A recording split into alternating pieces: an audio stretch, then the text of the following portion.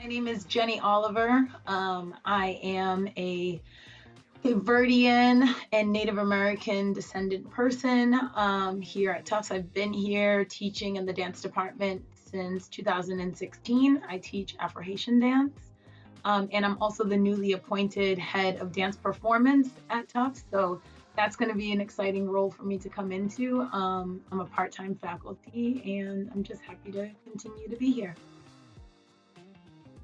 My favorite part, I think, is definitely the student interactions. I think that coming into the university setting, whether you're a freshman just kind of coming in and away from home for the first time, or if you're a senior that's been here for a long time, there's a lot of different there's phases that you experience over your 4 or 5 or 6, however many years that you're here. And so those student interactions are really my favorite role because I think that I get the opportunity to sort of support folks and be a sounding board as well as an educator. And as a Black person myself, I didn't have a lot of that in college. I did have one very strong, Black mentor, and that made all the difference in what it is that I'm able to do now and how I see myself and see my role in education. So I think that my favorite part, I would definitely say, is my interactions with students. I've spent time with students who've experienced a lot of heartache and unexpected family changes. And so being able to maintain that trauma informed, culturally responsive, pandemic informed approach to the classroom has been, I think, critical for adapting to the pandemic. I understand that not everyone, professors, we don't all have the same view about how to manage our classrooms, but for me, it's important to keep the humanity of the person at the center. And so it's really been that type of adjustment in the room with the students, but then also the technology. I didn't do Zoom before, so like I didn't understand that, and like teaching a dance course online, that's been an interesting opportunity because it's allowed me to be a lot more creative with how it is that I deliver the material.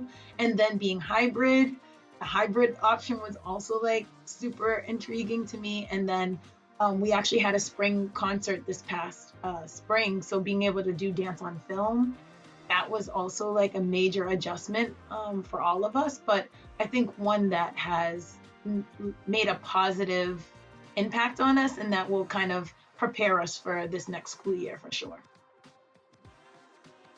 After this pandemic and this past year and a half of so much of the things being uncertain, I feel a lot more certain about the uncertainty, if that makes sense. Like I'm more able to pivot stronger, sooner, make the adjustments and not be so thrown off for a loop with maybe learning about the new technology or having a student come and say, you know what, I'm having a really hard time because, there's things going on at home and I can't be there, or, how can I remain present in my schoolwork with all these other things that are happening that are outside of their control. So I'm really excited to apply all the things that I've learned. And then I'm also really looking forward to working in my new role as the head of dance performance. That's going to be something that our department is going to be looking at, like, what is it that we're doing? What are we doing well?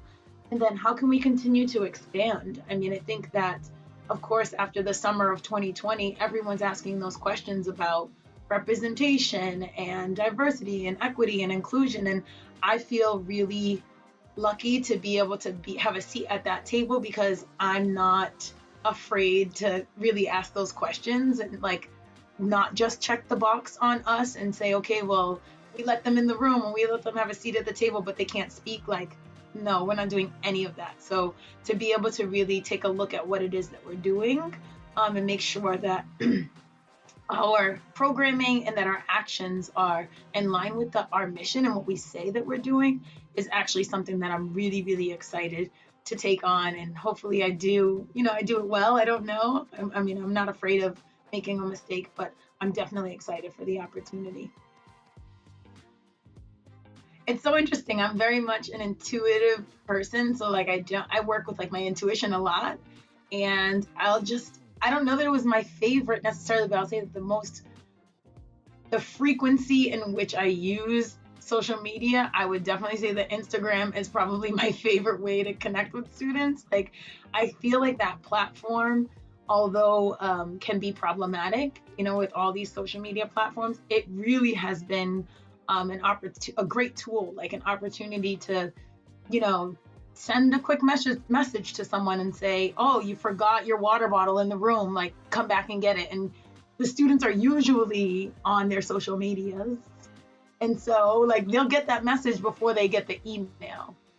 So I, of course, with school related things that are important and apply to the syllabus and like the classroom, of course we keep all of that like via email, but being able to show forward different opportunities, or this other class is happening, or we discussed this idea or this concept in class, and like I just came across this post, so I can send it to you, and you can kind of take a deeper look at your. I feel like social media meets the young people where they're at. And so I love to use that in supplement to the rest of the course materials, so that it actually feels real. Like this is something that's current and like happening in the moment, and not something that I'm just learning to get my grade at the end, but that you can really have some sort of informed learning that's not only related to the syllabus. So I definitely connect a lot on Instagram. So you can find me there.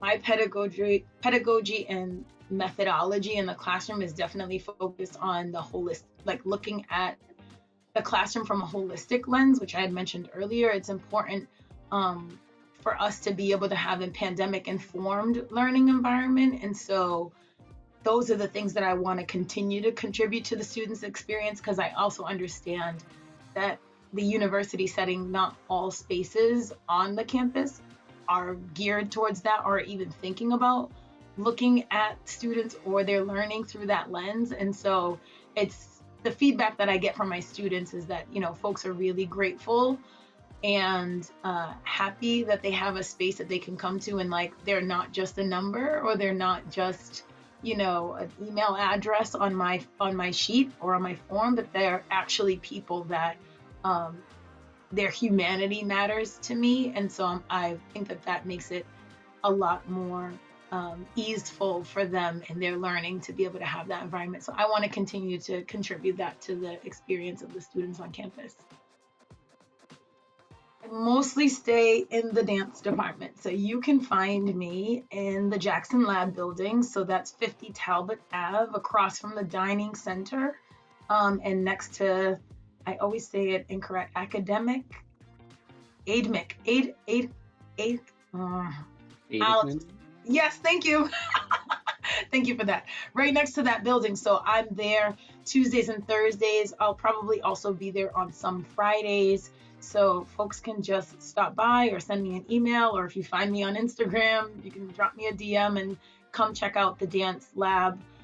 We offer a variety, a plethora of options for dancers and non-dancers. And quite actually, there's a lot of folks that take class that are either athletes or like engineers or whatever, that want to maybe like try out some movement but have never danced before. Like we are the perfect place for you to come and explore together.